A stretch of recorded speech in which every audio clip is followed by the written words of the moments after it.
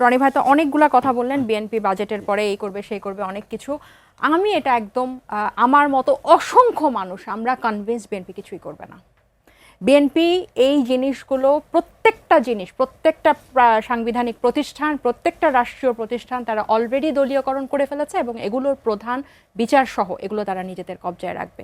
তারা যদি এই সমালোচনার পরে এটা থেকে বের হওয়ার জন্য অন্য কোনো কিছু করে, অন্যভাবে কিছু করে, সেটা মানে হয়তো তখন যখন করবে তখন আমরা দেখব। কিন্তু এইখান থেকে সরে আসা, মানে যে অঙ্গীকার তারা জুলাইয়ে করেছিল সেখান থেকে সরে আসা এবং প্রত্যেকটা রাষ্ট্রীয় প্রত্যেকটা অ্যাডমিনিস্ট্রেশনে নিজেদের লোক বসানো এবং ব্যাপকভাবে দলীয়করণ করা, বাংলাদেশ ব্যাংক থেকে শুরু করে ক্রিকেট বোর্ড, এভরিথিং, বিশেষ করে মানবাধিকার কমিশন। মানে আমি যদি গুম হই তাহলে বিএনপি গ্রিন সিগন্যাল ছাড়া মানবাধিকার কমিশন আমার জন্য কিছু করবে না। এটা হচ্ছে কথা। আমার যদি কোনো হিউম্যান রাইটসের ভায়োলেশন হয়, আমার যদি কোনো অসুবিধা হয়, আমাকে বিএনপির লিঙ্ক থাকতে হবে, আমাকে বিএনপির কাছে যেতে হবে।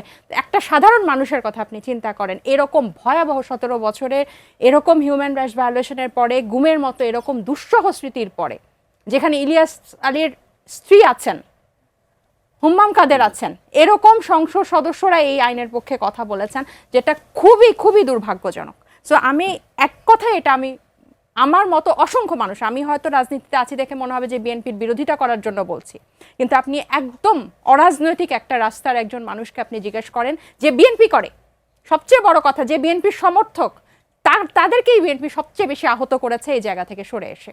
সো ওই যে এটা আমি যেটা একদম যখন তারা এই অধ্যাদেশগুলো বাতিল করছিল তখনই আমি বলেছি ইটস ডান অ্যান্ড ডাস্টেড, এটা হয়ে গেছে, এটা বিএনপি করে ফেলেছে এবং এই পুরনো কাঠামোটা তারা বিরোধী দলকে নিউট্রালাইজ করেছে।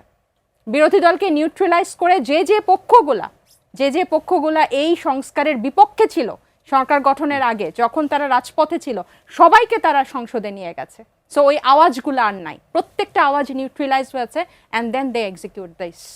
সো এটা আমার কাছে মনে হয় না যে এই জায়গা থেকে এটা আবার ব্যাকে আসবে।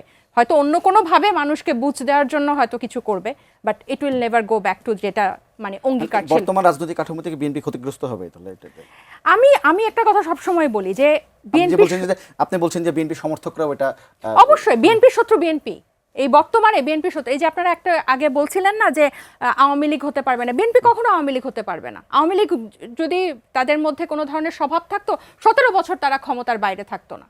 এবং এখন বিএনপি শত্রু বিএনপি এই কারণেই আমি বলছি, কারণ তারা যে ধরনের এরকম একটা সুবর্ণ সুযোগ পাওয়ার পরে, মানে গণ অভ্যুত্থানের পরে সবাই যারা ওই যে নুরুল কবির সাহেব বলেছেন না, মুখে রুমাল দিয়েও বিএনপিকে ভোট দিয়েছে, সবাই মুখিয়েছিল। কিন্তু তারা যে ধরনের মানে জনসম্মুখে, আমি গণভোটের কথা বাদ দেন, এই যে আপনি দৃশ্যমান পরিবর্তন যেগুলো করেছেন সেইগুলোকে পর্যন্ত আপনি আন্ডু করে দিয়েছেন। বিশেষ করে এই যে মানবাধিকার, বিচার ব্যবস্থা, গুম, এই জিনিসগুলোতে হাত দেওয়া। 30 সেকেন্ড পাবো আমি।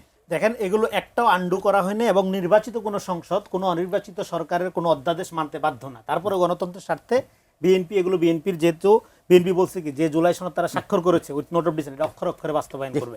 ফলে এখনই আগাম বিএনপি করবে না, এই অবিশ্বাস রাখতে পারে। অবিশ্বাস রাখাটাও একটা রাজনৈতিক পজিশন, সেটা নিয়ে আমার কোনো সমস্যা নাই। কিন্তু এই অবিশ্বাসের পক্ষে জনমত তৈরি করাটা, এইটা যখন বিএনপি তার কথা মতো করবে, তখন এই যে যারা এই বক্তব্য দিচ্ছে, জামাত থেকে শুরু করে অন্যান্য দল বা ব্যক্তি, তারা তখন কি পজিশন নেয় এটা আমরা দেখার। আমরা শেষ করব। মানে এই অনির্বাচিত সরকারটা আসলে রক্তের উপর দাঁড়িয়ে, এটাই হচ্ছে আমাদের। এবং এই অনির্বাচিত সরকার কিন্তু এই অধ্যাদেশগুলো বেশিরভাগ বাস্তবায়ন করে তারা রান করছিল 18 মাস, এবং 18 মাসে আমরা কাঙ্ক্ষিত কোনো